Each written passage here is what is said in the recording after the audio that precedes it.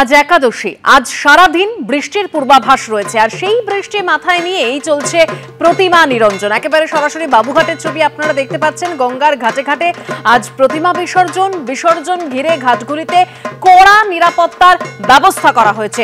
সরাসরি এবার আপনাদের গঙ্গার ঘাটে নিয়ে যাব। বাজা কদমতলা ঘাট থেকে আমাদের প্রতিনিধি সুকান্ত মুখোপাধ্যায় রয়েছেন। সুকান্ত, দেখো, সরাসরি বাজা কদমতলা ঘাটের ছবি তুমি দেখতে পাচ্ছ যে কলকাতা পুরসভার তরফে একের পর এক ট্রেন এখানে পার্ক করে রাখা হয়েছে। যখনই কোনো প্রতিমা নিরঞ্জন হচ্ছে তার কিছুক্ষণের মধ্যেই সেই যে কাঠামো রয়েছে সেই কাঠামোগুলোকে ঠিক এইভাবেই ডাই করে একটু ওপরের দিকের অংশে রাখা হচ্ছে এবং তার ঠিক পরেই ট্রেনের যে কাজ সেটা কিন্তু শুরু হচ্ছে। ঠিক এভাবেই কাঠামোগুলোকে তোলা হচ্ছে। তোলার পরে পাশের যে ডাম্পার রয়েছে সেই ডাম্পারে সেটাকে মজুত করা হচ্ছে এবং তারপরে ডাম্পার পুরোপুরি তা ভরে গেলে এখান থেকে সরাসরি অন্য জায়গায় চলে যাওয়া হচ্ছে। এবং যখনই প্রতিমা নিরঞ্জন হচ্ছে সেই সময় প্রতিমার সঙ্গে থাকা ফুল বা পুজোর যে সামগ্রী থাকে সেগুলোকে আলাদা রাখা হচ্ছে, তার সাথে যাতে গঙ্গার জল কোনোভাবে মিক্স না হয় সেই বিষয়টাও কিন্তু একেবারে নজরদারিতে রাখা হচ্ছে। ফলত গতকাল থেকে এখনো পর্যন্ত প্রায় 500টির কাছাকাছি প্রতিমা নিরঞ্জন হয়েছে, কিন্তু যেভাবে ঘাটকে পরিষ্কার রাখা হয়েছে, পরিচ্ছন্ন রাখা হয়েছে, তা থেকে কিন্তু বোঝার উপায় নেই যে এখানে গতকাল থেকে এতগুলো প্রতিমা নিরঞ্জন হয়েছে এবং সেই প্রক্রিয়া কিন্তু এখনো চলছে। দেখতে পাচ্ছ যে একটি বাড়ির পুজোর ঠাকুর ইতিমধ্যে এসেছে এবং ঠিক যেভাবে এখানে যে আচার রয়েছে, যে রীতি রয়েছে, তারপরেই কিন্তু এখানে গঙ্গা বিসর্জনের প্রসেস চালানো হচ্ছে। কলকাতা পুলিশের তরফে যেমন নজরদারি রাখা হচ্ছে যাতে গঙ্গার খুব বেশি গভীরে কেউ না চলে যায়, তাই তারা যেমন কোনো অপ্রীতিকর ঘটনা না দেখছে, তার পাশাপাশি কিন্তু পুরসভার তরফে প্রত্যেকটি যে ঘাট রয়েছে কলকাতা পুরসভার অধীনস্থ প্রত্যেকটা জায়গাতে কিন্তু এইভাবেই সকাল থেকে বা গতকাল থেকেই ক্রেন মজুত রাখা হয়েছে, ডাম্পার মজুত রাখা হয়েছে এবং গোটা যে ঘাট তাকে পরিষ্কার পরিচ্ছন্ন রাখা হয়েছে। ফলত সব মিলিয়ে একদিকে যেমন বৃষ্টির ভ্রুকুটি রয়েছে, তার কারণ যে কোনো সময় ভারী থেকে অতি ভারী বৃষ্টি নামতে পারে, অন্ততপক্ষে আলিপুর আবহাওয়া দপ্তরের সূত্রে এমনটাই ফোরকাস্ট করা হয়েছে। তাই তার মধ্যে যাতে কোনোভাবে নিরঞ্জন পর্ব কোনো রকম বাধা না সৃষ্টি করে বা কোনো রকম অপ্রীতিকর ঘটনা না ঘটে সেই বিষয়টি কিন্তু দেখা হচ্ছে পুলিশের তরফে এবং অবশ্যই পুরসভার তরফে। একদম সুকান্ত, সেই ছবি আমরা দেখতে পাচ্ছি, অর্থাৎ বাবুঘাটের ছবি সরাসরি আপনাদের সামনে তুলে ধরছি যে প্রতিমা নিরঞ্জন চলছে এবং সঙ্গে সঙ্গে পুরসভা এবং প্রশাসন যথেষ্ট তারা সতর্ক রয়েছে। বাড়তি নিরাপত্তার ব্যবস্থা করা হয়েছে এবং প্রতিমা নিরঞ্জনের সঙ্গে সঙ্গে সেই যে কাঠামো, সেই কাঠামো অন্যত্র সরিয়ে নিয়ে যাওয়ার ব্যবস্থা করা হচ্ছে।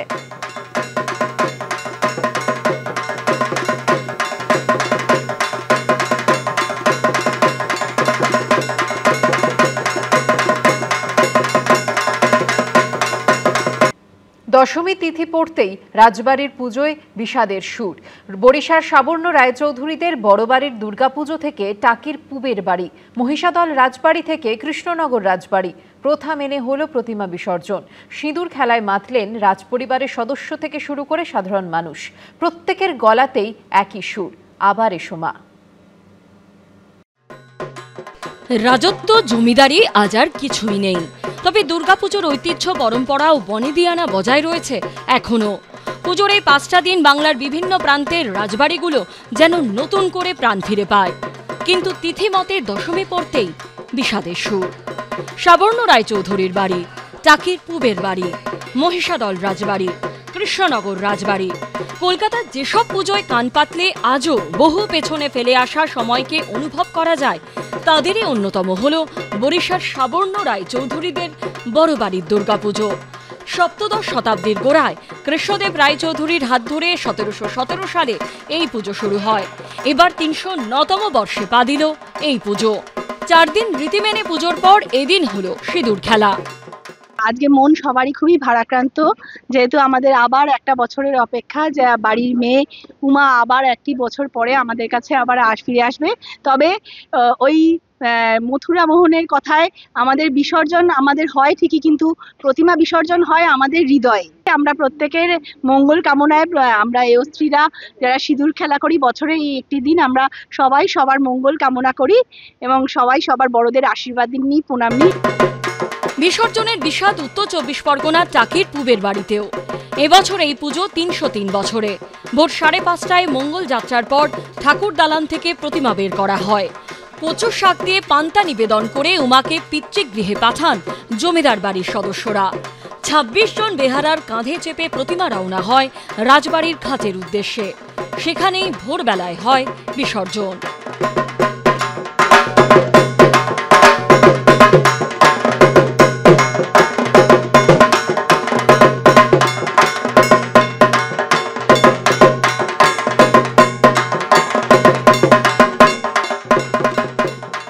প্রায় 250 বছরের পুরনো পূর্ব মেদিনীপুরের মহিষাদল রাজবাড়ির দুর্গাপুজো। 1776 সালে রানী জানকী দেবীর হাত ধরে পুজো শুরু হয়। একচালার সাবেকি প্রতিমা প্রথম এনে দশমীর দিন কনকাঞ্জলি দেওয়া হয়, পরে রাজবাড়ির দিঘিতে বিসর্জন হয়।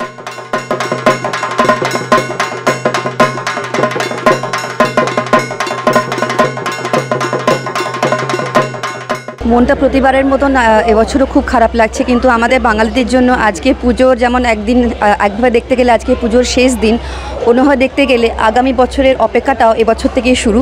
তাই আবার পুজো শুরু হলো আমাদের জন্য, আবার একটি বছরের অপেক্ষা। পারিবারিক ঐতিহ্য মেনে দশমীতে প্রতিমা বিসর্জন হলো কৃষ্ণনগর রাজবাড়িতেও। দেবী এখানে রাজরাজেশ্বরী রূপে পূজিতা হন।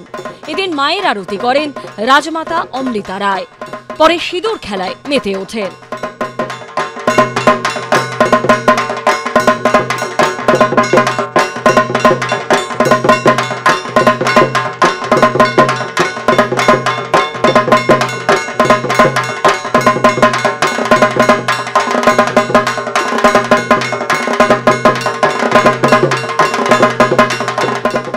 এবিপি আনন্দ।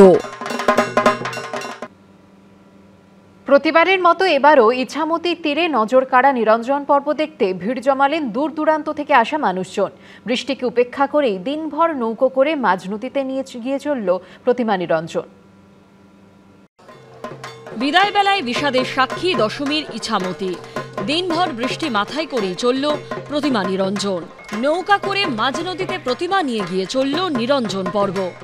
ফি বছর ইছামতি নদীতে এভাবেই প্রতিমা নিরঞ্জন হয়। এখানকার রীতি হচ্ছে দেবী প্রতিমাকে নৌকায় তুলে গোটা ইছামতি নদী প্রদক্ষিণ করে এবং তারপরে মাছ নদীতে বিসর্জন। পুজো উদ্যোক্তারা দেবী প্রতিমাকে নৌকায় তুলে তারা আনন্দে মেতে উঠেছেন। বিএসএফ এর কড়া নজরদারিতে ইছামতিতে চলল প্রতিমা নিরঞ্জনের পালা। স্পিড বোটে নদীবক্ষে ছিল কড়া নজরদারি। ভারত বাংলাদেশের বর্তমান পরিস্থিতিতে অন্যান্য বারের তুলনায় এবার দশমীর ইছামতি যেন কিছুটা মলিন।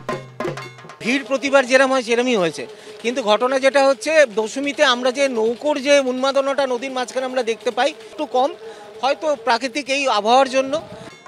সকাল থেকে বিকেল গড়িয়ে সন্ধে পর্যন্ত একের পর এক প্রতিমা নিরঞ্জন পর্ব চলল নদীবক্ষে। হরষে বিষাদে এবারের মতো উমাকে বুকে আগলে কৈলাসে পার করল ইছামতি। সমীরণ পালের রিপোর্ট, এবিপি আনন্দ।